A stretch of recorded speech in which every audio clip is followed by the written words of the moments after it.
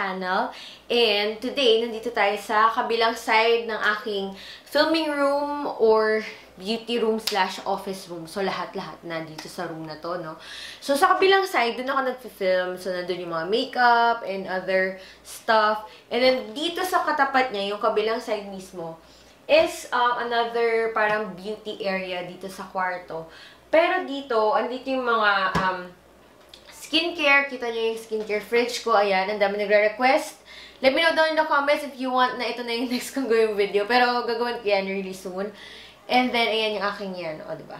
Skincare and yung mga hair tools, mga hair accessories, mga jewelries, lahat yon dito sa side na to. Dito din ako. Yung pagbiglaang ayos lang. And then, itong mirror na to is kasama na siya dito sa apartment. So, nandito na siya. Nung lumipat ako dito. So, ngayon, ang issue ko here is medyo madilim yung area na to. So, pansin nyo naman, di ba, madilim siya. And, ang gumagamit lang ako ng isang softbox para medyo maliwanag dito sa camera. Pero, kapag wala yan, mas madilim pa. So, syempre, gusto ko pa nagsiskincare ako. Hindi ko na kailangan pumunta dun sa makeup area. So, like dito is maliwanag din. Then, kita ko yung mga blemishes and all of that. Pero, ayoko naman siyang pagkagastusan. So, ang nangyari is, nag-search ako ng parang mga beauty lights sa online. And then, actually, parang promo yun eh. Nakita ko na lang siya sa feed ko. And, nabili ko itong item na to sa Lazada. So, this one is 5,000 yan. Nakabox siya. Nabuksan ko na to, na-test ko na rin siya. This one is parang vanity LED lights ang tawag nila, or LED light, or mirror, vanity mirror light, parang ganun. And then, meron yung mga bilog-bilog, but this one is siya yung parang pahaba siya. So, yan, buksan ko na lang. Ayan. This one is from Lazada. Yung link ng binilhan ko, ilalagay ko na lang sa description box. Para, just in case you're interested, no? Binili ko to, ginawa ko is parang cash on delivery. Kasi normally, pag mga gadgets, gusto ko COD para matest ko muna bago ko bayaran. So, ayan. COD siya parang $5.99 yung bili ko. Plus 50 shipping fee to Manila yata. Tama ba? Basta ganon. So, yan. Ito yung laman niya. Ayan. Ito yung mga ilaw. So, unahin muna natin yung ilaw. Ganyan siya. Pakita ko muna yung laman pala. So, yeah, meron siya yung LED lights. Tapos, ito sa loob, andito yung parang pinaka-adapter, pansaksak niya. Ayan. So, AC adapter. 100 to 240 volts. Ayan yung nakalagay. Tapos, ayan, i-ano na siya. Mahaba na rin naman. So, ayan, ganyan siya, kahaba. Parang, ang tawag dito? Isang yard, ang haba niya. Ganyan. Tapos, yung mismong LED light niya is ganito. This is, DC 12 volts daw siya. And this one is dimmable, sabi doon. Pero hindi ko pa na-try siyang i-dim. Basta parang, nung tinest ko bago bayaran, inon ko lang umilaw. So, yun, binayaran ko na si kuya. But, ayan siya. Ganyan siya kahaba. I-disassemble natin to later. Tapos, 1, 2, 3, 4, 5, 6, 7, 8, 9, 10, 11, 12, 13, 14, 15, 16, 17, 18, 19, 20. So, 20 peraso siya, guys. And, yung likod niya, may kasama ng adhesive. Ayan. So, ito yung bala kong ilalagay natin dito sa palibot ng vanity area. Tapos, may saksakan naman. And, ito yung parang pinaka sa power niya. So, ito-touch mo lang yan. Tapos, mag-dim and na siya. Dim, on, off, ganyan. So, kuha lang ako ng cutter para magupit natin siya. Yung cutter na kinuha ko is ito. Tapos, ginawa ko is fold muna natin tong side na yan para magkaroon tayo ng guide ng ika-cut natin. And then, make sure yung daliri nyo is nasa gilid ha. Kasi baka i-cut nyo siya ng paganyan, kayo yung mahiwa.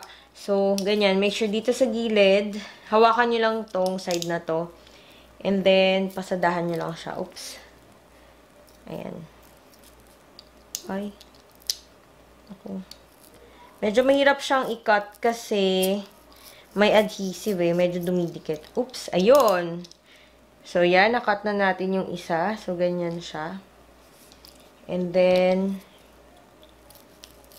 yan. Dire-diretso na lang. Ay! Ay! Naku, mali. Wag basta-basta kasi hindi maganda. So, fold lang uli. Ayan. And, para may guide and hindi maano. Ayun. So, mas maganda para mas malinis. So, yun. Tapusin ko lang siyang i-cut lahat. And, balikan ko kayo. And, na-cut ko na siya. And, mahaba siya ha. Ayan. So, gaano siguro to kahaba? Ayan. Yung may, simulan natin doon sa may ilaw. So, ayan. 1, 2, ayan. 3.5 yards yung haba niya. And may kita nyo, tinanggal ko na yung yung laman na lang para makita nyo na yung buong mirror. So, ganyan siya kalaki. And ipa-plot ko na siya. Nung una sabi ko baka pa ganyan lang yung gawin ko. Pero since mahaba siya, baka gawin ko na siyang pabuong ganyan. So, tignan natin. Ayan. Ayan. Dapat i-plot niyo muna para hindi kayo mahirapan. Yan. O, sakto. Tapos dito yung saksakan sa left side.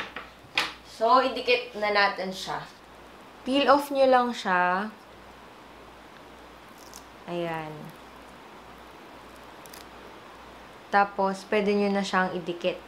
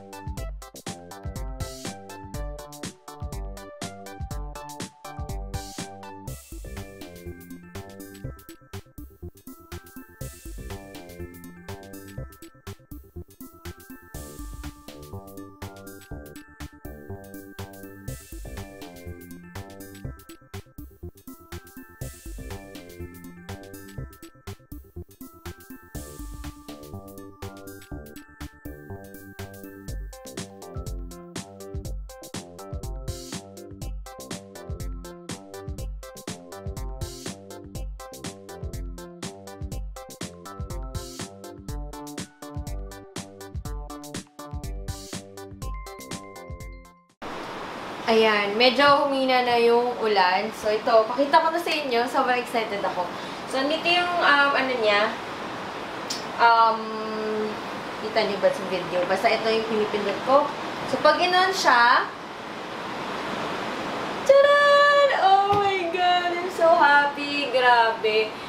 Ang tagal ko na, siguro mga 1 month na to sa akin. Tapos, nagsisisi ako bakit ngayon ko lang siya ginawa or in-install. Pero, sobrang happy. Grabe, 600 pesos lang to.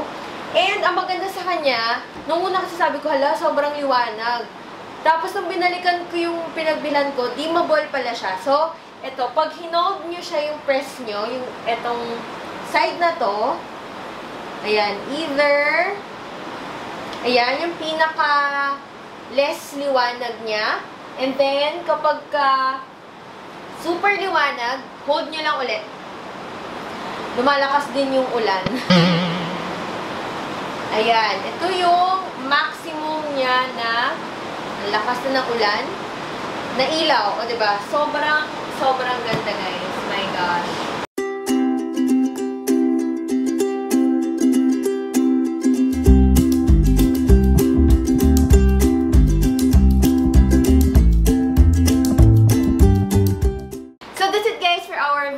For today. Thank you so much for watching. Sana ay nakatulong ako. Sorry, muulan pa din.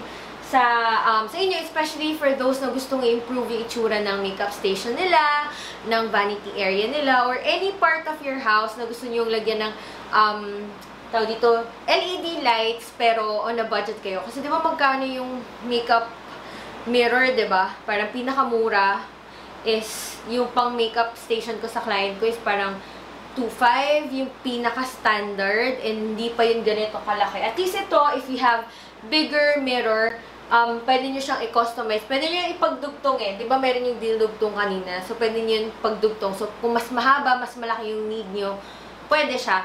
And for the price of $599, sobrang sulit na siya for me, ha. So, let me know down in the comments if na-try nyo na to, kung nakabili na rin kayo ng ganitong klase ng LED light na ginamit nyo sa vanity station nyo. And if hindi pa, if gusto nyo mag-purchase, or, and also if ano siya, kung bumili kayo tapos in-install nyo, please do tag me, guys, here on Facebook, Twitter, or Instagram. Tag nyo ako pag na-improve nyo yung makeup station nyo or vanity area nyo using budget LED lights. So yun lang, lahat ng details ilalagay ko sa description box. Susukatin ko yung mirror, ayan, kumukulog na. And also, yung link kung saan ko siya nabili, just in case. And, just a disclaimer, hindi po ito sponsored. Binili ko po siya talaga. And, nakita ko talaga siya sa, I think sa Facebook yun eh. Di ba sa Facebook may mga ads, tapos parang may mga promos ng Lazada. Ganyan, dun ko siya nakita. So, ayun, meron pa silang iba. Meron yung bilog, yung parang bulbs, pero hindi ko masyado bet yung bulbs kasi parang masyado siyang bulky for this area. Ayun lang. Thank you so much again. Please don't forget to give this video a thumbs up if you find this helpful and if you enjoyed it. And also, don't forget to subscribe sa ating channel if hindi pa kayo nakasubscribe. And follow na rin kayo sa Facebook, Twitter, and Instagram at Jensa de las Alas para you stay updated with our videos and our posts and promos. Ayan. Thank you so much, guys, and I hope to see you on our next video. This is Jensa signing off, wishing your day to be as flawless as your makeup. Bye!